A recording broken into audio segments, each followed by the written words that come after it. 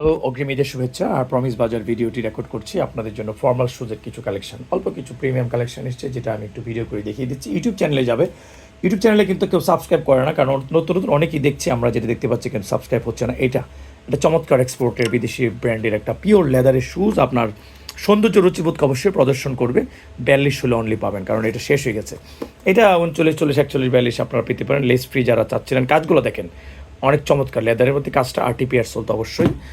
মাত্র 2000 টাকা delivery charge সহ, এটাও 2000 টাকা ডেলিভারি চার্জ সহ।